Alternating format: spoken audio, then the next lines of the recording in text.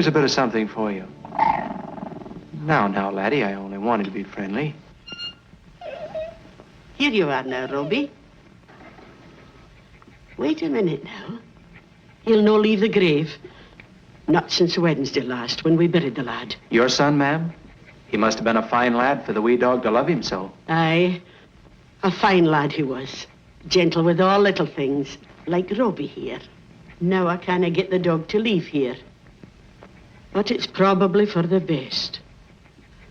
For I haven't got the money to afford a grave watcher. Not much danger here, ma'am, I wouldn't think. Right here in the heart of Edinburgh. Oh, they're uncommon bold, the grave robbers. And the daft doctors who drive them on. I'm by way of being a medical myself. A doctor? A student. I've been studying under Dr. McFarland. That is, I've been studying until today.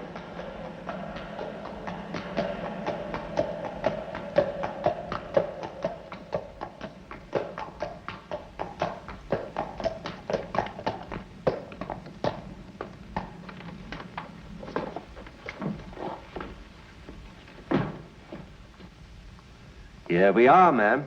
Thank you.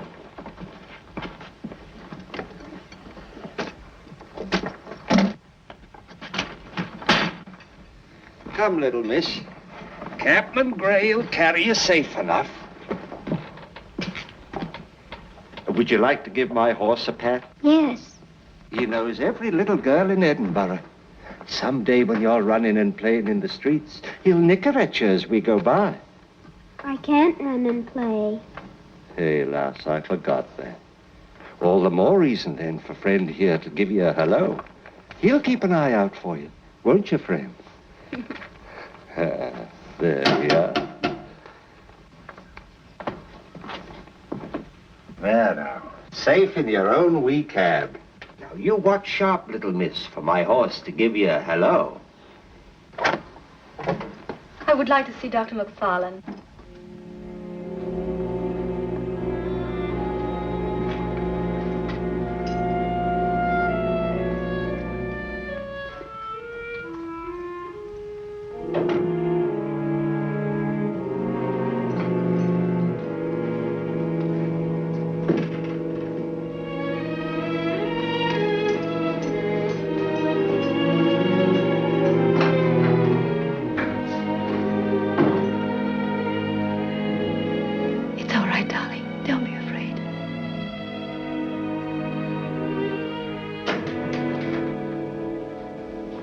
Dr. McFarland. I'm Mrs. Marsh, and this is my daughter, Georgina. Dr. Maximilian of Leyden asked me to present this to you. Dr. Maximilian, a very famous colleague of mine. He thought you might examine my little girl. Delighted to honor his request. Come in. Thank you, Doctor.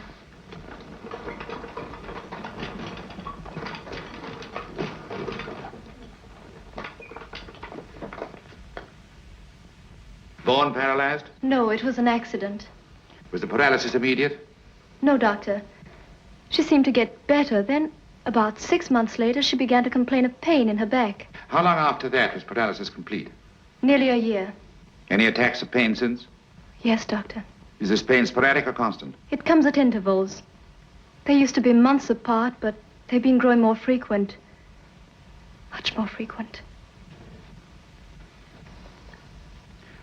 Tell me, child, when you have this pain in your back, where is it? I don't know. Well, is it in the middle of your back? I don't know. Is it low down in your back? I don't know. Point to where it hurts. You can at least do that, can't you? Oh, useless, Mom. Oh, please, darling, don't be so stubborn. Mother, he frightens me.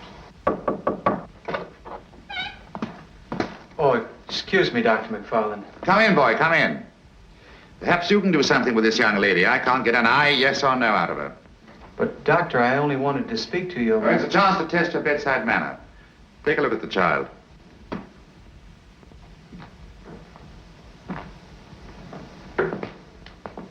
Are you a doctor, too? Not yet. You would be a good one. I know all about doctors. It's a nice chair you have. Useful, too. It isn't English, is it? What you really want to ask me is about my back, isn't it? About where it hurts. Why, yes. Well, it's sort of all around here and then down my legs.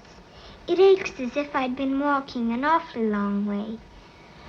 That's funny, isn't it? Because I can't walk at all. Would you mind very much if I lifted you onto that table in there?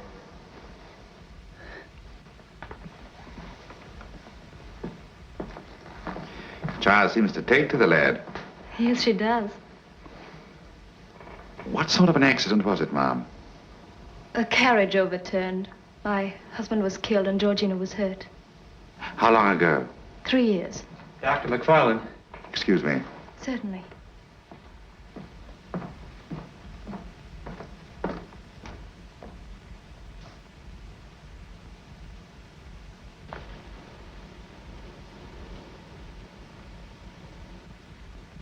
See that?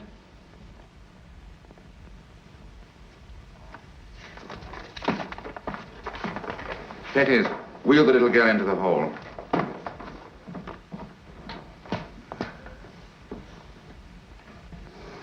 It seems that Dr. Maximilian is right.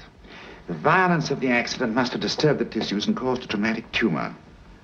A sort of growth that presses on the nerve centers. But can anything be done for her? Perhaps. A very delicate operation. An operation which has never been performed before. But I believe it could be done. And you will try? You will operate?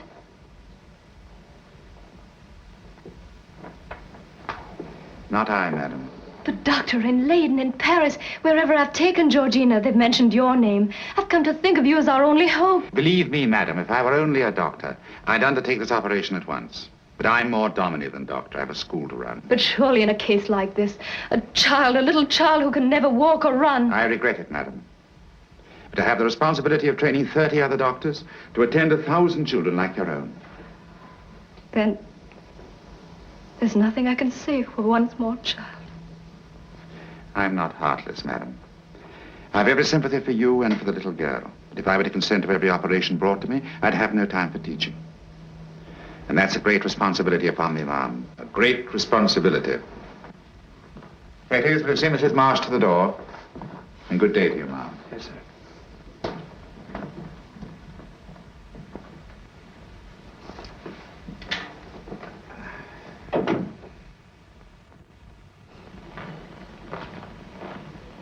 What do you want to see me about, Fettes? Dr. McFarland, I'm afraid I have to give up medicine. Give up medicine? Why, you're made for a doctor, young man. I'm afraid I have to, sir.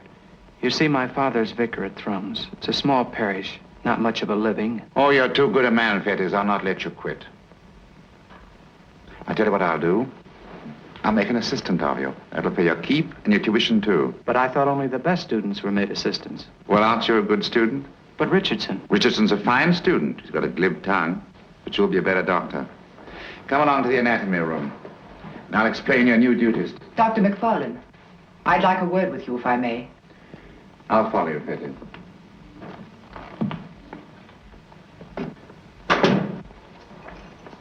You're not having Fettes for your assistant. Why not? He's a good lad, bright and able. Aye, he is a good lad.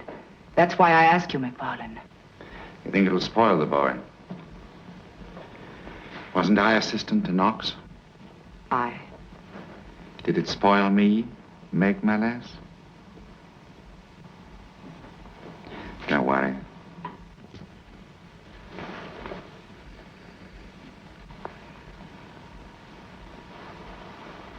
It'll do the boy no harm.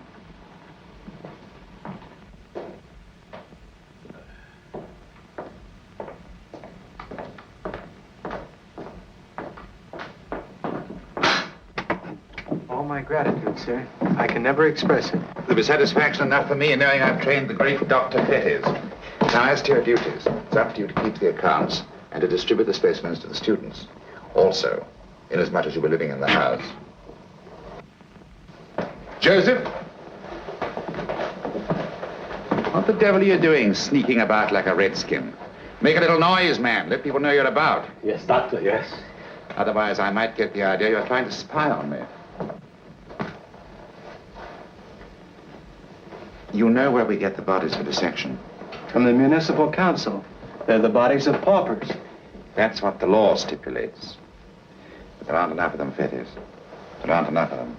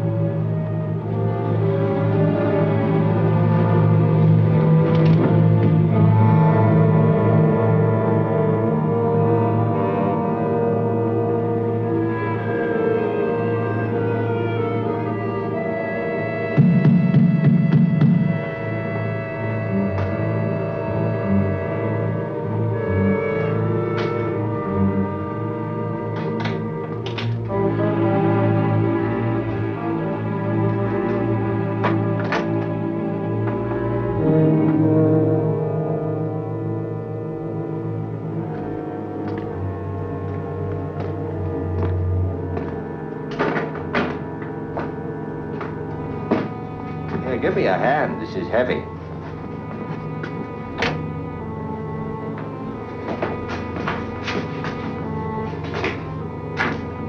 You'll find the specimen in good condition.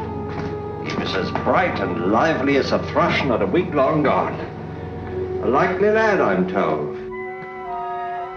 You're a new assistant? I'm Donald Fettes. I'm very pleased to know you, Master Fettes. Mr. Gray? That's right. Captain Gray. I've had some dealings with McFarland in the past, you understand. And I've always gotten on with his assistants. Providing, of course, they understand my humble position. Dr. McFarland said I should pay you. Of course, that's the soul of the business, the pay. I have no doubt you have the key in your pocket. And the desk is over there.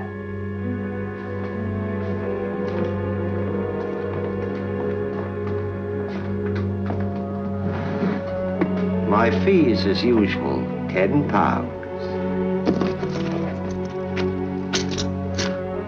Now, although it's none of my business, I'd make the proper entry if I were you. Received one specimen, £10. Shall we say from a McDuck, a royal name.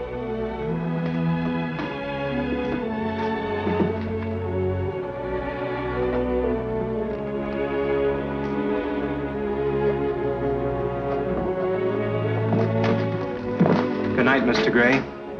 My respects, Master Fettes. And may this be the first of many profitable meetings.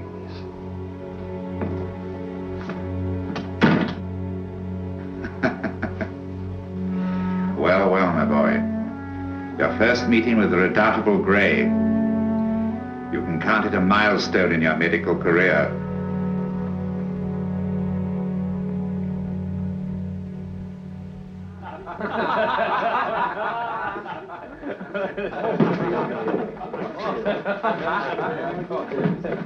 All right, gentlemen, that will do. Settle down. Dr. McFarland has asked me to review the points he has just discussed with you. He started with the construction of the ribs and the hemopophyses. I suppose this was your doing, Service. Mr. Fettes, a lady's asking for you. What lady, Joseph? If you gentlemen will excuse me.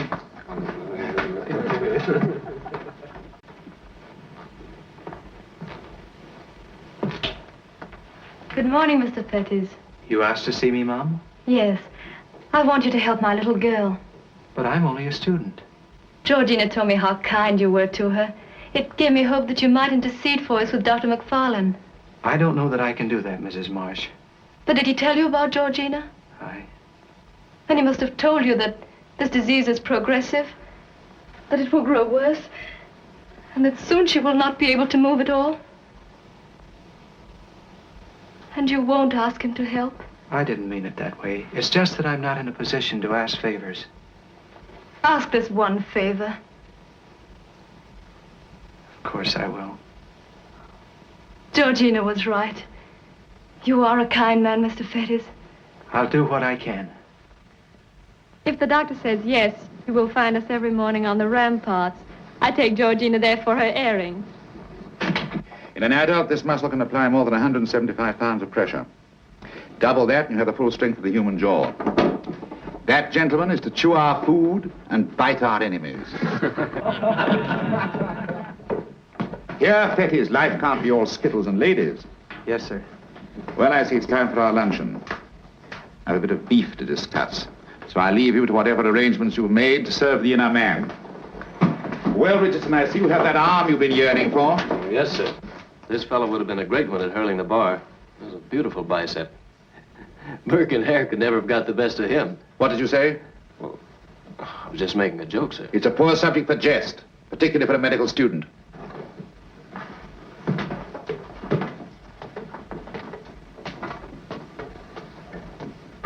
What did you say to His Imperial Highness? Nothing but a merry word about Burke and Hare. There's nothing in that to get excited about. They're dead and buried.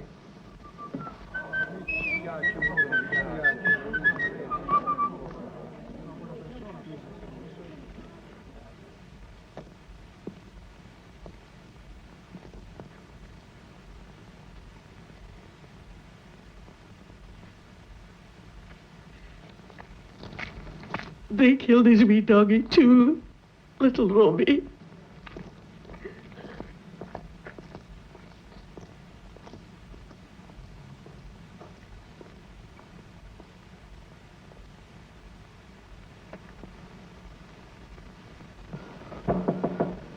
Come in. Well, Fettes, where have you been? I didn't see you at the afternoon session. I don't think that I can go on, sir. What the devil do you mean? You've got your lodgings in a certain stipend. I thought I'd arranged everything for you. I saw the woman whose son's body was delivered last night. That man took the body from Greyfriars. I knew the woman. I knew the little dog on the grave. He killed the dog. And that's why you won't be a doctor. Not if I have to be a party to things like that, Dr. McFarlane. Fettes, I was an assistant once. I had to deal with men like Gray. Do you think I did it because I wanted to? Do you think I want to do it now? But I must. You must. Ignorant men have damned the stream of medical progress with stupid and unjust laws. And if that dam will not break, the men of medicine have to find other courses. You understand me? Yes, but this woman and her son. I'm sorry for the woman, but her son might be alive today if more doctors had been given the opportunity to work with more human specimens. As for me, I let no man stop me when I know I am right. When I know I need those lifeless subjects for my students' enlightenment and my own knowledge. And if you're a real man and want to be a good doctor, you'll see it as I see it.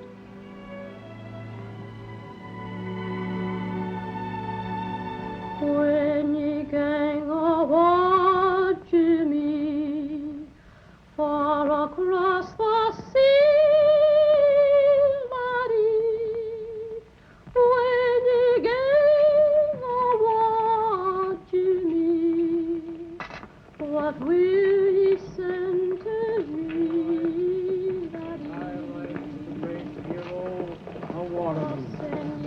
Lieutenant Pamphlet on the Duke of Wellington. Whole life, entire life of the great hero of Waterloo. The rich and green, the fat and new. Evening, gentlemen. How are you?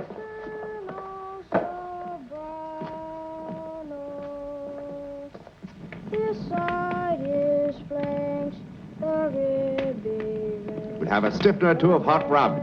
Then we can meet this fellow on fairly equal terms of warmth, eh, Fettes? A fine specimen, isn't he, Toddy McFarlane? Come, Toddy, sit down here with me. Don't call me that confounded name. Well then, Dr. McFarlane. Though I've known the time, Toddy, when you liked the name. Aye, and many are dead now who called you by it. Rough and wild ones they were, too. But sit down, Toddy, with your friend. Mr. Fettes and I have professional matters to discuss. Medicine? That'll keep.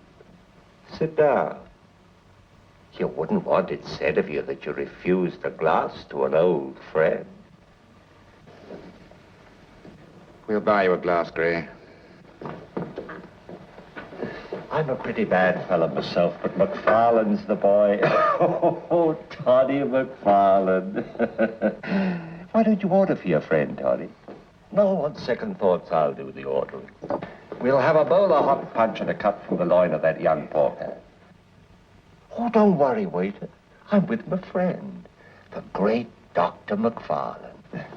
He wants to sit here with the commonality.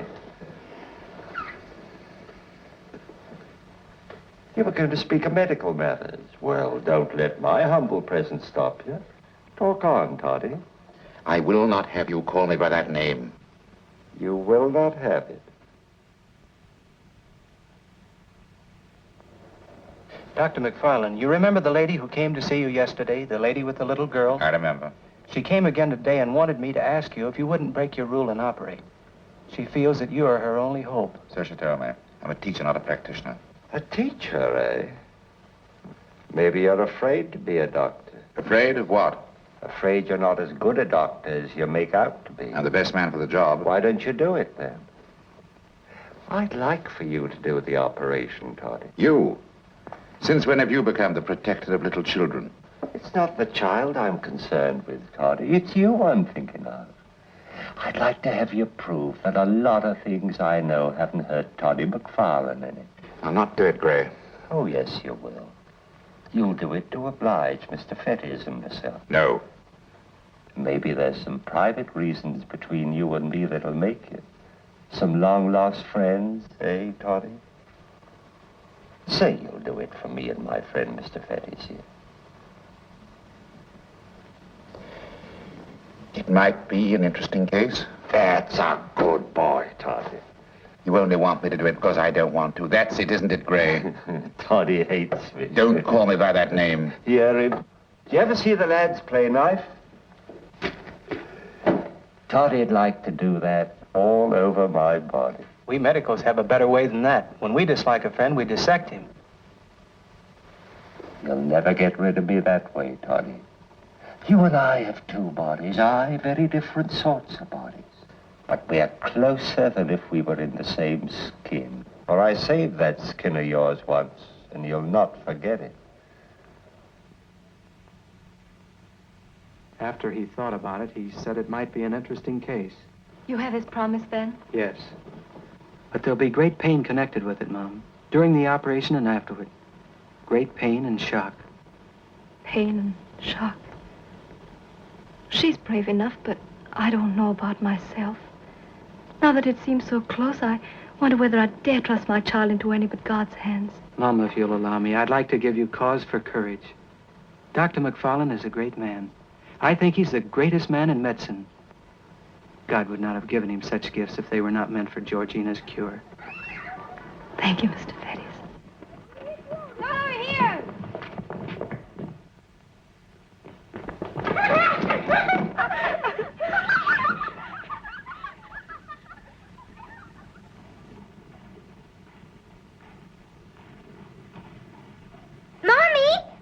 Mommy, take me to the wall. I think I hear him. Hear him? The white horse that's going to greet me when he sees me. Oh, an old acquaintance, eh?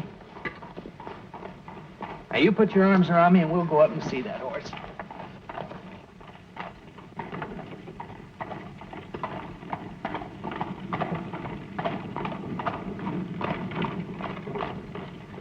It was a brown horse, Mommy. Our cabby told her his horse would say hello to her the next time he saw her.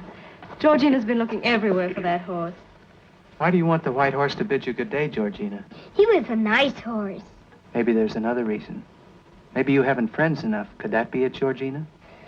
Of course, I don't have friends. That's because I can't walk. I try to make myself used to it, though. One shouldn't get used to the wrong things. You want to walk and run and play? Really, Mr. Fettes, I thought you at least would know how much Georgina wants that. But I wonder how much. I want it so much. But you'll have to stand great pain, Georgina. Greater pain than you ever dreamed of in the worst time of your sickness. Do you want it that much? Yes. Then Dr. McFarlane will make you well.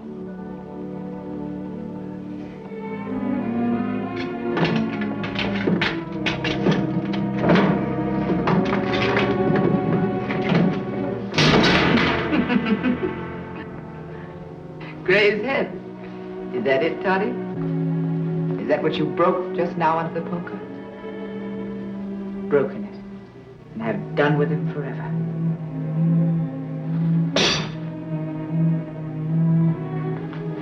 My poor lad.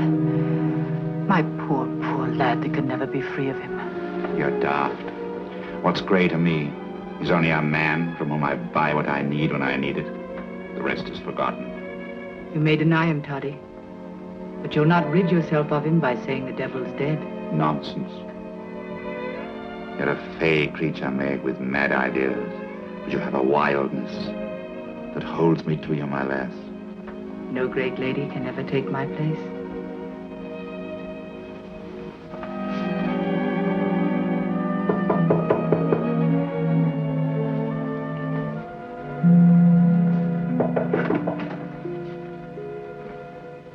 Come in. Well, Fettes, I didn't expect to see you on Sunday. What do you want? Some powders for that aching head. There was a furious lot we drank last night, and in bad company. It was about last night I wanted to talk to you, about the operation on the little Marsh girl. Fettes, you're a man of the world. You wouldn't hold me to a promise given in drink. But well, you see, sir, I met Mrs. Marsh and I told her. Really, Fettes, you irk me with your lack of understanding. But you did promise. Look here, Fettes. Not I, nor anyone else, knows enough about the spinal column and its intricacies to ensure a successful operation. I'd have to study the matter. Have we any subjects? No. Wilmot used up the last spinal section. Well, there you are, you see. Things entirely out of the question. Yes, I suppose so.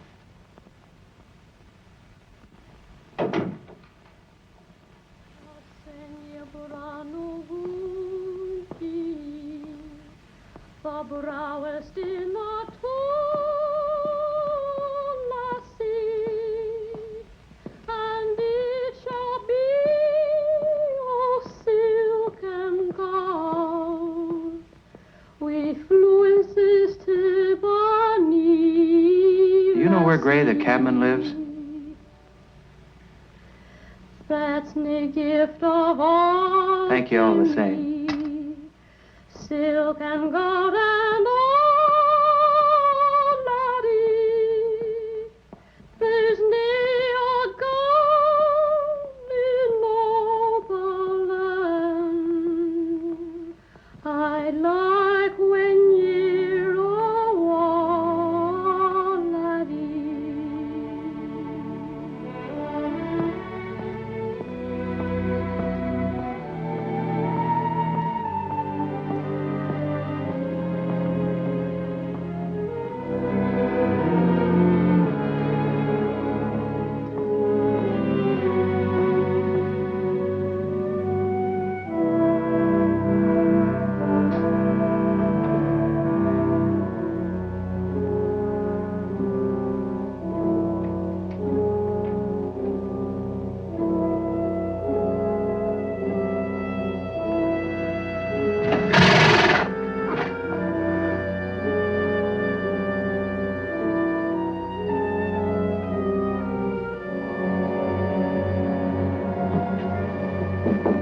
Come in.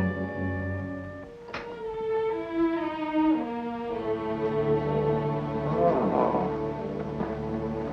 The young doctor come to see me. I'm honored. Come in. Yes, sir, take this. It's the most comfortable chair. To what do I owe the honor of this visit? Some business, was it, of Dr. McFarland's? Dr. McFarland didn't send me. I came of my own accord.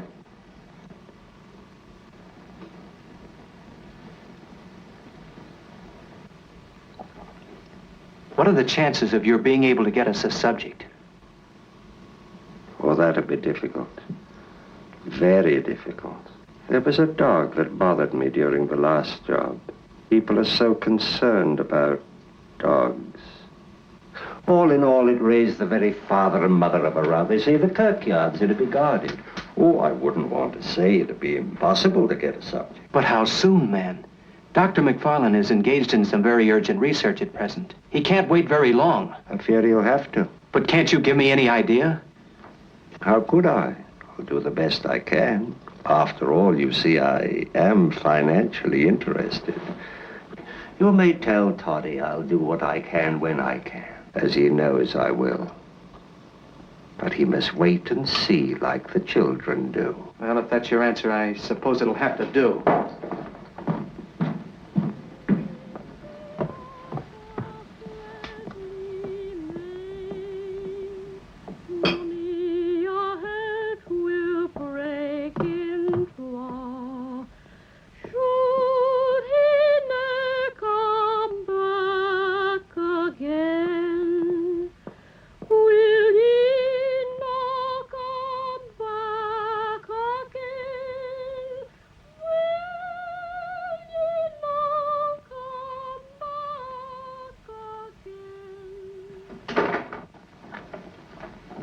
bad news, boy. Bad news.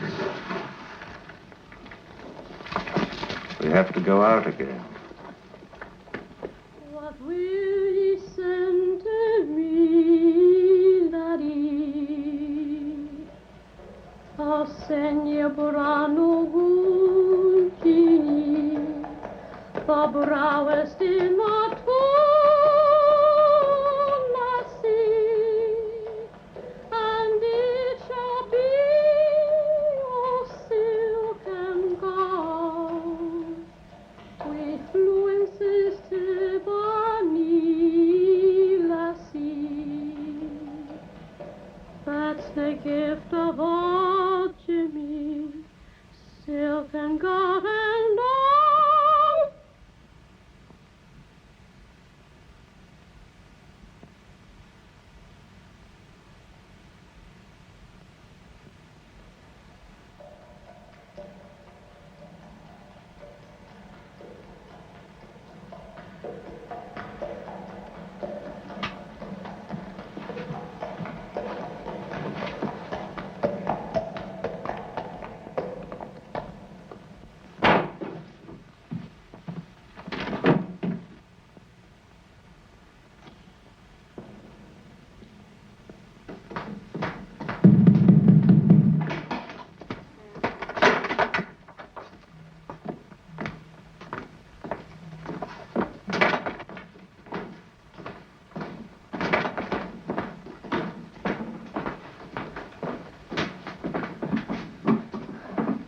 There, Master Fettes. Sooner than we thought. A stroke of luck, you might say. Good. Well, that's the street singer. I know her, I tell you. She was alive and hearty only this evening. It's impossible she can be dead. You could not have gotten this body fairly. You're entirely mistaken. You'd better give me my money and make the proper entry.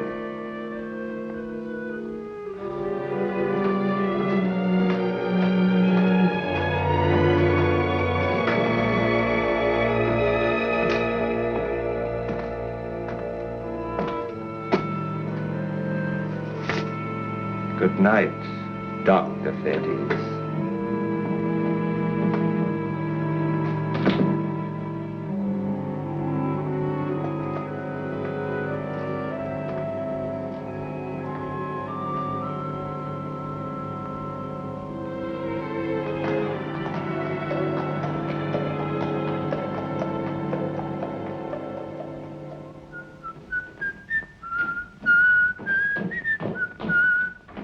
Well, good morning, young Master Fettes. Dr. McFarland, you know the street singer who sang When Ye Gonga Wa Jamie? Every street singer with a cracked voice gives tongue to that one. Oh, this girl was beautiful. A wild lassie from the Highlands. Beautiful, you say? It's a wonder I haven't noticed her.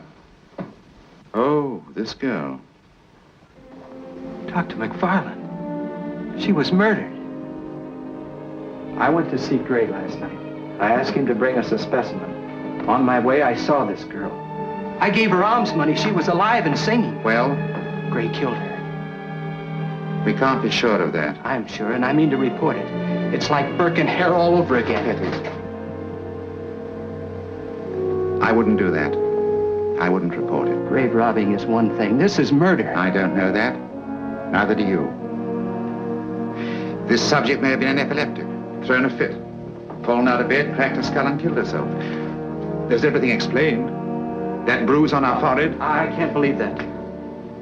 Believe it or not, it's best that you pretend that you do.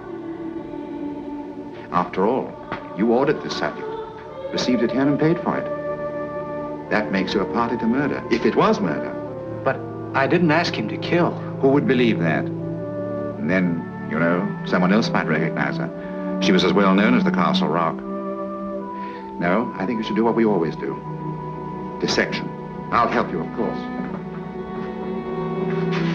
I want the whole centrum myself, the spinal work. You know why.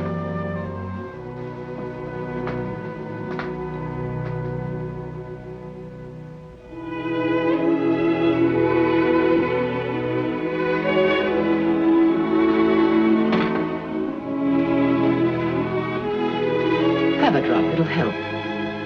I couldn't swallow. How long has it been? Only 20 minutes. Only 20 minutes.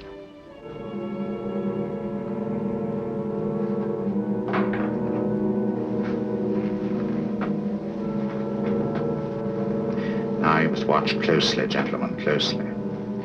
It's the very heart of the matter. Wait, Doctor. Wait. The child's fainting. Good, so much the better. She's unconscious. Pulse. Slow. Not too alarming. Let us proceed. And the final step. We push the ganglia to one side, and we make the actual osseous incision here. So. It's done. The repair is effected. Nothing left to do but replace the tissue. And let nature heal what is no longer a defect, merely a wound. Bravo. We'll be finished within a second. Then you can consider her your patient, Fettes.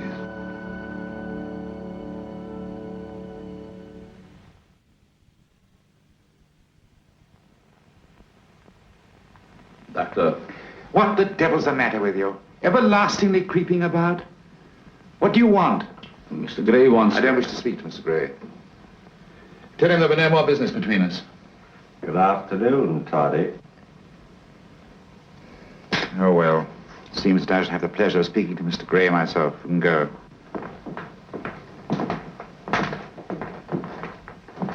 Now, that wasn't a friendly thing I heard, Toddy. Not at all friendly. That has nothing to do with it. You've decided to do more lecturing and less dissection. It's better for the students. That's the end of the matter.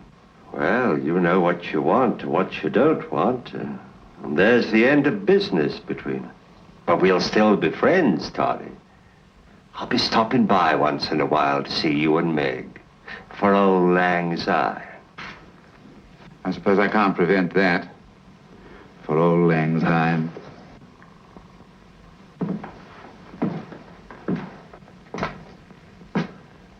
And do you think you're getting rid of me, Toddy? I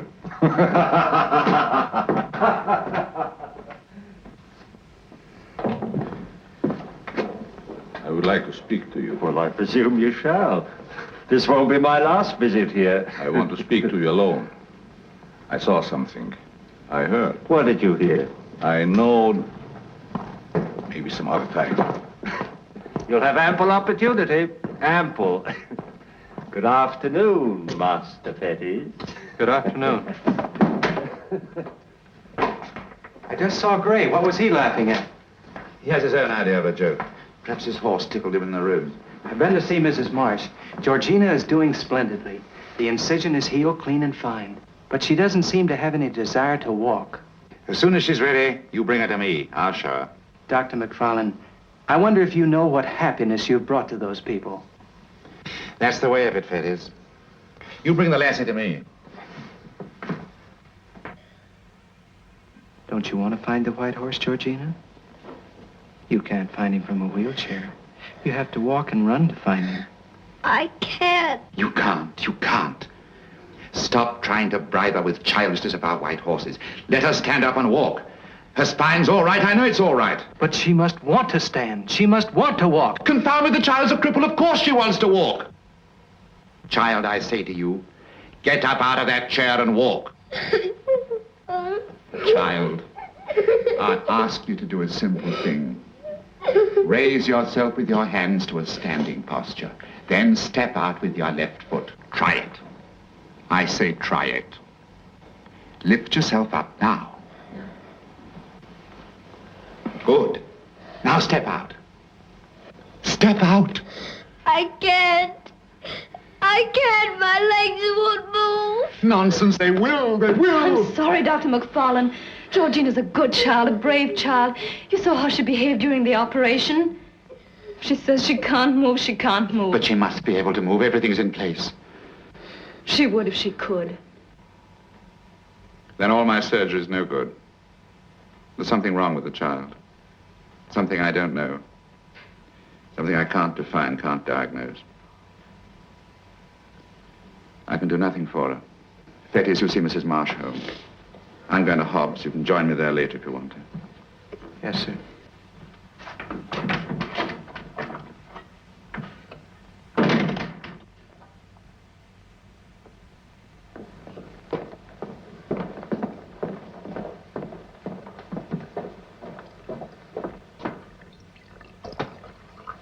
Well, I'll be off unless you have a fare for me. Some gentleman a little taken with his wine. McFarland will want to be freighted home.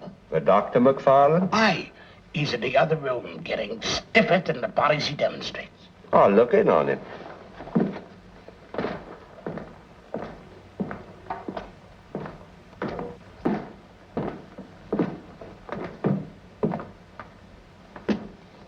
Toddy. Oh, it's you, Gray. Come in. Have a glass with me. You're uncommon friendly tonight, Toddy. More like the old days. I want someone to talk to. That fetish is all taken up with the widow, never came back here. Gray, you know something about the human body? I've had some experience. Then you can understand this. The backbone is a lot of little blocks. And those blocks are all held together so that it works. Works like that whip of yours. You know that, don't you? I've never had it all explained by so learned a man. I set those blocks together, patched the muscles, put the nerves where they should be. I did it, and I did it right. She won't walk. Oh, it's the bit of a girl Fettis was talking about. The same. Look here, Gray. I fitted them together like this, so that it was right. Yet she won't walk.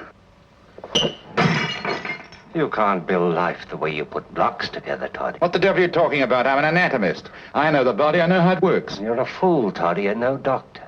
It's only the dead ones you know. I am a doctor. I teach medicine. Like Knox taught you, like I taught you, in cellars and graveyards. Did Knox teach you what makes the blood flow? The heart pumps it. Did he tell you how thoughts come and how they go, and why things are remembered and forgot? The nerve centers, the brain. What makes a thought start? The brain, I tell you, I know. You don't know, and you'll never know or understand, Toddy. Not from Knox or me would you learn those things. Look. Look at yourself. Could you be a doctor, a healing man with the things those eyes have seen? There's a lot of knowledge in those eyes, but no understanding. You'd not get that from me. I am a doctor, I tell you, a good doctor. I could make her walk, but she won't. She won't. Here, have another glass, McFarland, and I'll take you safely home and we'll be friends again. Now that you know that you're Knox's man and my friend. Aye, forever. I'm my own man, and I'll have no more to do with you, Gray. Why should I be afraid of you? What are you holding over me? I'll tell you what. I stood up in the witness box and took what should have been coming to you. I ran through the streets with the mud and the stones around my ears and the mob yelling for my blood because you were afraid to face it. Yes, and you're still afraid. No, I'm not afraid. Tell. Shout it from the housetops, but remember this. They hanged Burke, they mobbed Hare, but Dr. Knox is living like a gentleman in London. Aye. Something in what you say, Toddy. There is much in what I say, Gray. And if you've any regard for your neck, you leave now. And stay away from my house, my school, and from me. Well, I've no wish for a rope cravat. I never liked the smell of hemp, so I'll bid you good night, Dr. McFarland.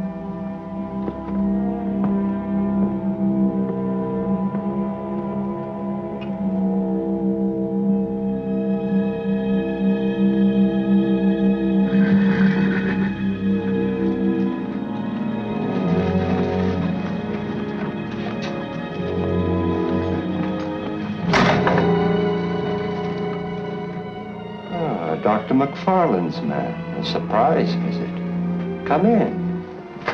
Come in.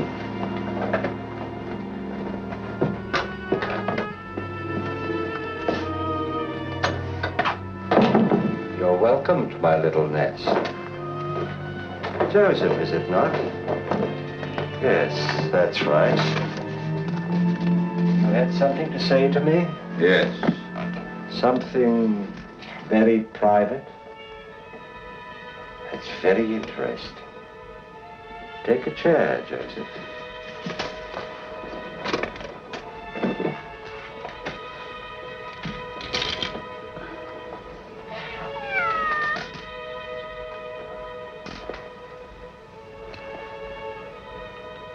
Can anyone hear what we say? Only brother. I know you kill people to sell bodies. You say you came here of your own account? No one sent you, no one knows that you were here? Give me money, or I tell the police you murder the subjects.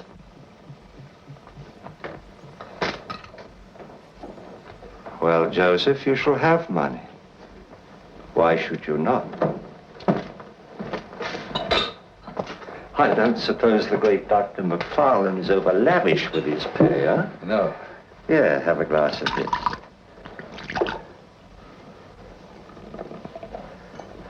You want money? Yeah. And you shall have it. Let me see. 5 and 5 and then in gold, 6.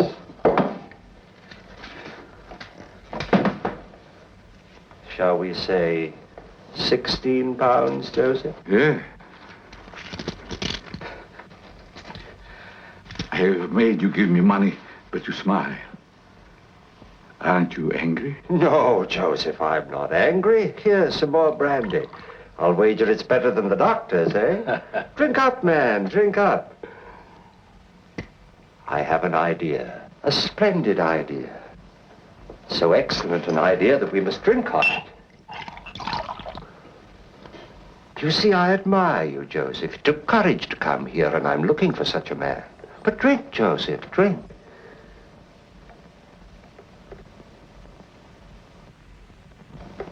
You and I should work together. You mean we would sell the bodies to the doctors together?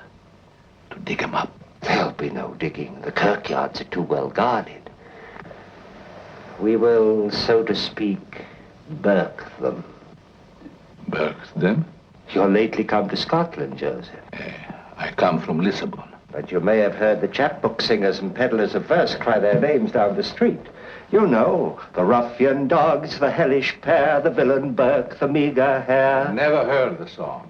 What did they do? 18 people they killed and sold the bodies to Dr. Knox. 10 pounds for a large, 8 for a small. That's good business, Joseph. Where did they get the people? That was Hare's End. Oh, you should have seen him on the streets. When he saw some old beldame deep in drink, how he cozened her. Good day to you, Madam Tosspot. And would you like a little glass of something before you take your rest? Come with me to my house, and you shall be my guest. You shall have quarts to drink if you like. How he cozened them. We can do that. But when he get them there, then what? Nor did they handle axe or knife to take away their victim's life. No sooner done than in the chest they crammed their lately welcome guest. I don't understand the song. Tell me plain how they did it. I'll show you how they did it, Joseph. I'll show you how they burnt them. No! Put your hand down. How can I show you, man? This is how they did it, Joseph.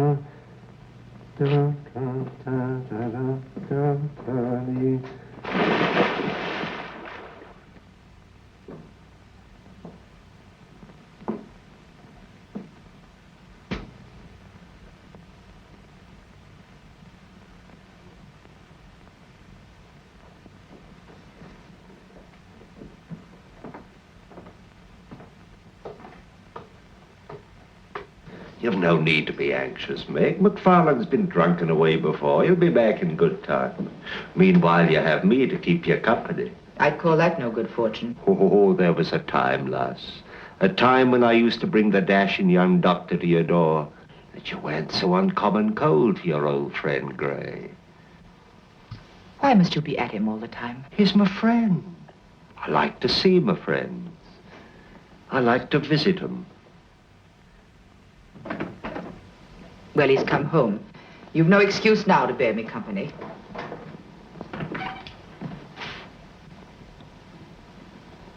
Gray, what are you doing here? Haven't I told you? Grudge me a glass with my old crony, Meg?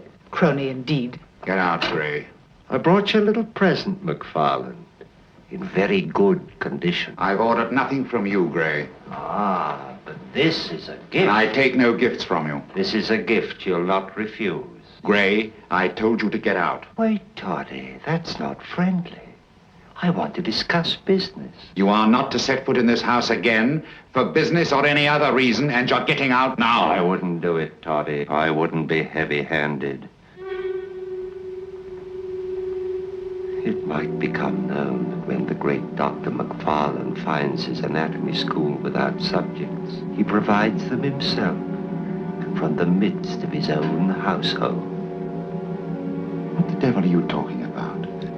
Take a look downstairs, Toddy. Take a look downstairs. Where's Fettes? I'll get him.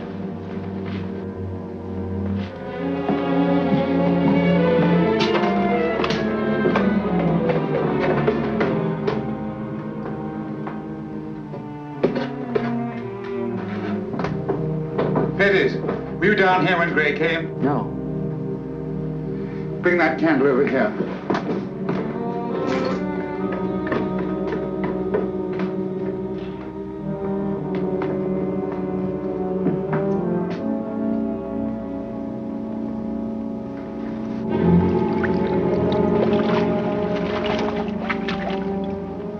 A member of his household. Fettes, the more things are wrong, the more one must act as if everything were right. You must do with Joseph as you did with the street singer. Complete the section of proper entry in the book. No. What do you mean? I'll have no more to do with it. I'll not put my neck into a noose, not even for your sake, Dr. McFarlane. Don't be a fool. You can't begin and then stop. Because I didn't do the girl's bodies in your writing, you'll do as I say. As for me, I'll attend to Gray. You're not going to Gray. You must leave me alone. No, no!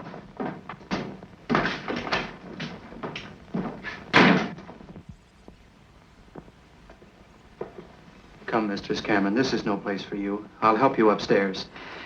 You must leave this house. I can't do that. You heard McFarlane. Save yourself, Master Fettes. Look at McFarlane. But he's a great doctor. A great man. Is it a great man whom Gray can order to his bidding? Is it a great man who for very shame dare not acknowledge his own wife?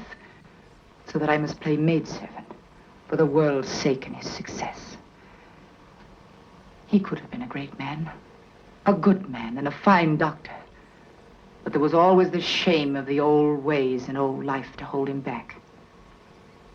And Gray to hound him to his death. You're overexcited, Mistress Cameron. I'm cold as ice. But Gray's only a resurrection man who robs graves to make a bit of money now and again. If he were only that, the man's evil himself. Someday you'll know him as McFarlane knows him. For McFarlane was to Knox as you are to him. That's how he met Gray, and roisted with him and drank with him. I and Gray even brought him to my door. And my love. There's all that between them and more. Burke and Hare and Knox. But that's long since. Gray can't threaten him with that. Gray has no need to threaten. Do you remember the trial? I heard my parents speak of it in Thrums. It was a famous case. Do you remember the porter who testified against Burke? Aye. They didn't tell you how that porter cried out in the witness box when the king's counselor pressed him hard. How he cried out that he was shielding a gentleman of consequence. That porter was Gray. And the gentleman of consequence who couldn't swallow the shame of it. Who took my last paltry savings to hire Gray. McFarlane. Listen to me, Fettes. I'm one part over heels in love with McFarlane. And one part Fay. You're a lowlander, Fettes. And you have no way of knowing what we Highlanders call the second sight. I've heard of it. It's a gift to my people. And I see McFarlane and Gray. The pit yawns for them. I would have you away from them and safe out of the torment.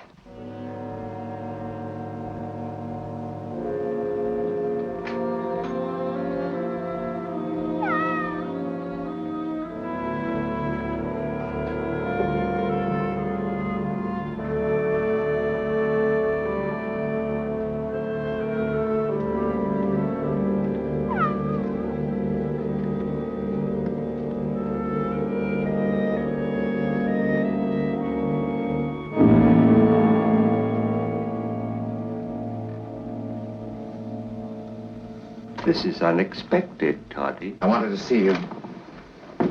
You weren't here, so I waited. What do you want of me, Gray? Want of you? I want nothing of you, Toddy. Gray, I must be rid of you. You've become a cancer, a malignant, evil cancer, rotting my mind. So you've made a disease of me, eh, Toddy? There's only one cure. I must cut you out. I'll not leave here until I've finished with you, one way or another. I've got to be sure that I'm rid of you. And if there's no other way... Surely you're not threatening an old friend. We've never been friends. Here, Toddy. Have a drink of something good. I've drunk enough tonight. Another little drop will never do you any harm. You're getting old, Gray. And it's a hard life driving a cab through these wet, windy streets of Edinburgh. I have other means of sustenance. The resurrection business? That may end sooner than you think. New laws may come. What I was going to say is this. Wouldn't you be more comfortable at Leith in a neat little house? Would you bribe me to let you be? I'd make you rich. That wouldn't be half so much fun for me as to have you come here and beg. Beg? Beg of you, you crawling graveyard rat. Aye, that is my pleasure. Very well, then. I beg of you, I beseech you. And I would lose the fun of having you come back and beg again. But why, Gray, why? It'd be a hurt to me to see you no more, Toddy. You're a pleasure to me. A pleasure to torment me? No, a pride to know that I can force you to my will. I am a small man, a humble man. And being poor, I have had to do much that I did not want to do. But so long as the great Dr. McFarlane jumps to my whistle, that long am I a man. And if I have not that, I have nothing. Then I'm only a cabman and a grave robber. You'll never get rid of me, Toddy.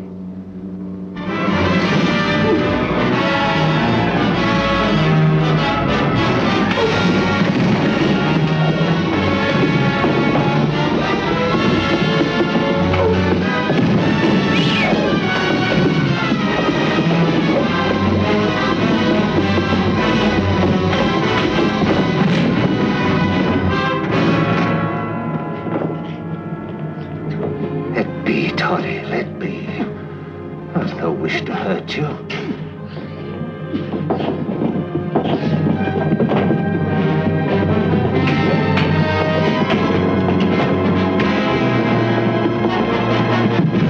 No, Toddy. You'll never get rid of me. You'll never get rid of me.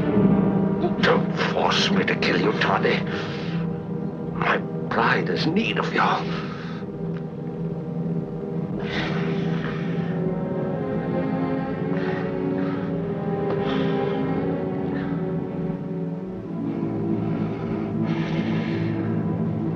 That's better, Toddy. That's more reasonable.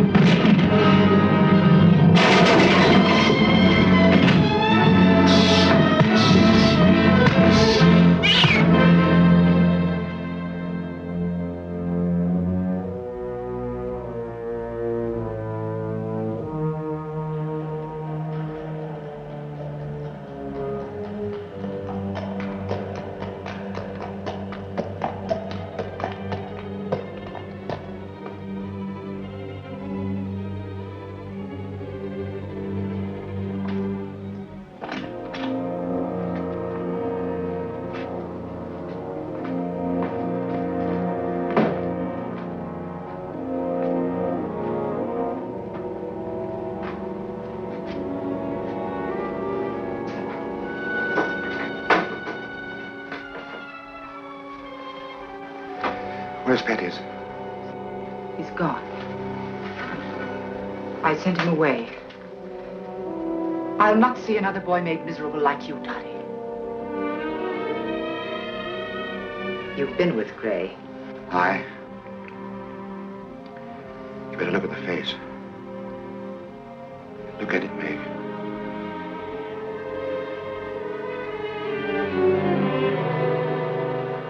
I'm rid of him forever. He'll not come here again, sneaking and whining and bullying. Now he'll serve a good purpose.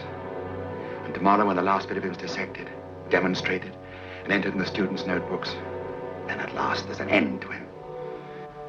Next day, I'll take his horse and cab to sell at Pennycook Fair. Then, not a trace left. Rid of him forever. No, Dottie. You're not rid of him.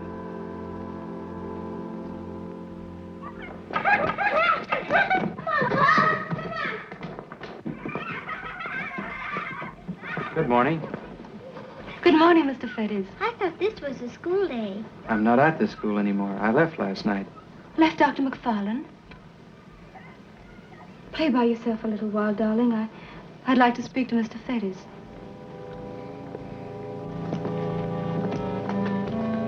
This is serious, Donald. What's happened?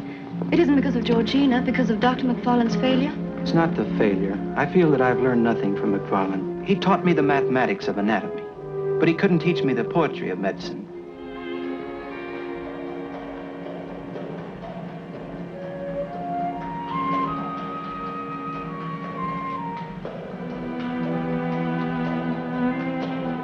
Mommy! I feel that McFarlane had me on the wrong road, a road that led to knowledge but not to healing. If there'd been any healing in the man, Georgina would be walking now.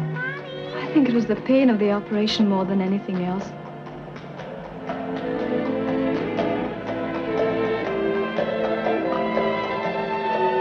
Mommy, it's the white horse. I'm sure it's the white horse.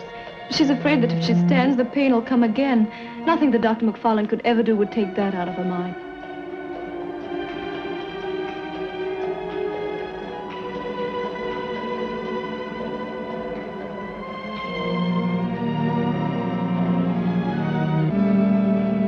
Mommy! I can't see over the wall.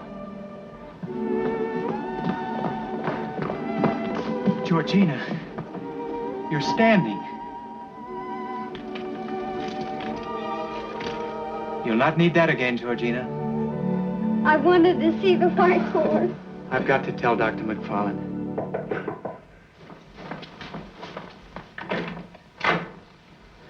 Mistress Cameron, you will not believe it, but the child has walked, stood and walked. I must tell Dr. McFarlane. He's not at home. Where can I find him? You don't want to find him. Your news will keep until I tell him. But I must tell him. He must know of it. Please tell me where he is. There's no standing between a fool and his folly. If you must babble your news to him, he's at the Fisherman's Tryst. It's the inn at Pennycook. Pennycook? I know the inn. You can use McFarlane's horse and gig. He'll welcome the ride back. I'll be there in an hour. No matter how much he tried, he couldn't get the better of old Angus, the horse dealer. A sound horse, a closed carriage, and after I'd talked to him a bit, I got his price down to £4.10. And worth every bit of £10. Surely, Angus, a man who had won so great a victory in a horse deal would buy the poor loser a drink.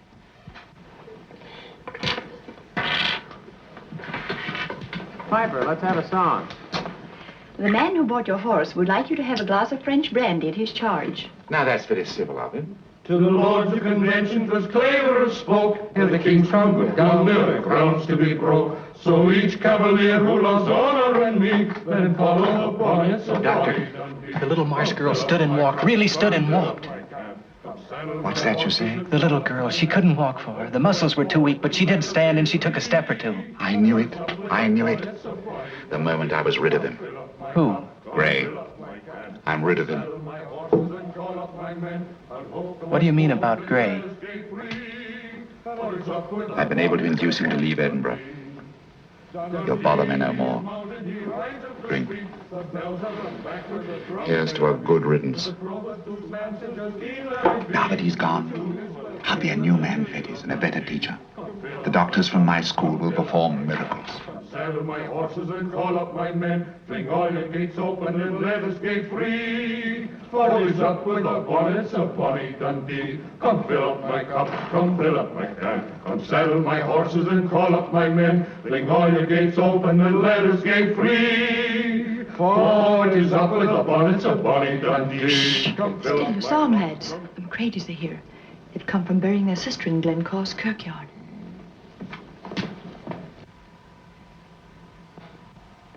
Glencorse. That's a lonely cemetery. Not a soul around for miles. Those people will be thinking of that. I'm not worrying about them. It's our own ends I'm thinking about. You've no thought of going there. Gray's not the only man who can handle a mattock and shovel. I've had some practice in the art. No, you couldn't do that, Doctor. I let no opportunity escape me. I have a whole new course of lectures for you fellows. We'll need subjects to demonstrate. Come on. No. Why not? I must have subjects. It's the only way I can teach. It's the only way you can learn. The stupidity of the people, the idiocy of their laws shall not stop me. Nor will they force me to deal with reptilian creatures like Gray. We can do our own dirty work. And we will. Let's go.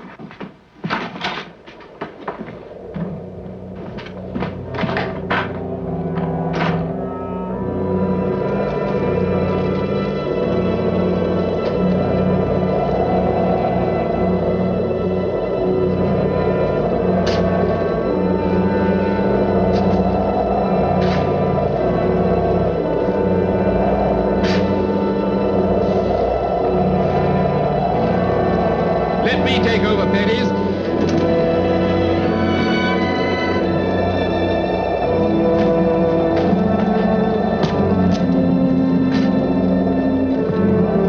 So we can't do without Gray. Ha! So I'll never be rid of him, eh?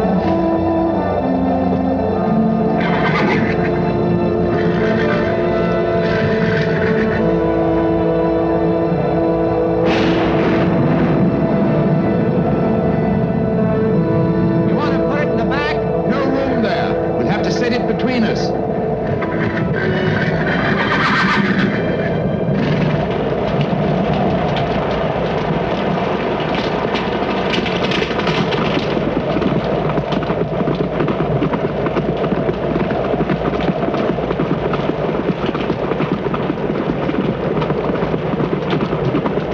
Petties. Keep it off me, will you?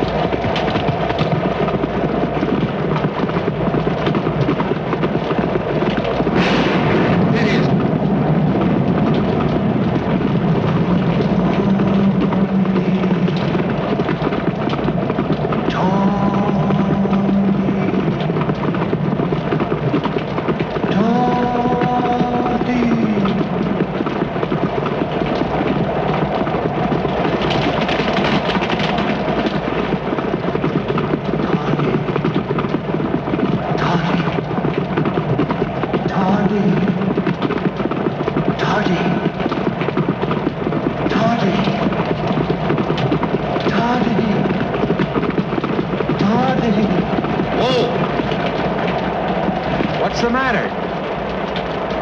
Did you hear something, Petties? Nothing but the wind. Come on.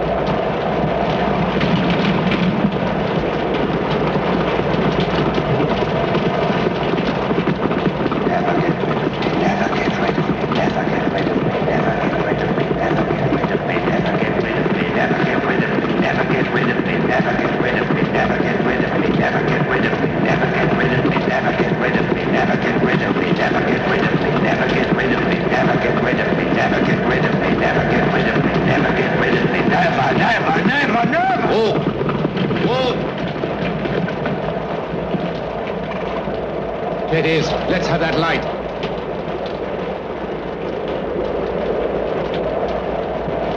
It's changed. It is, I swear it's changed. Changed? Changed to what? Hurry with that lamp.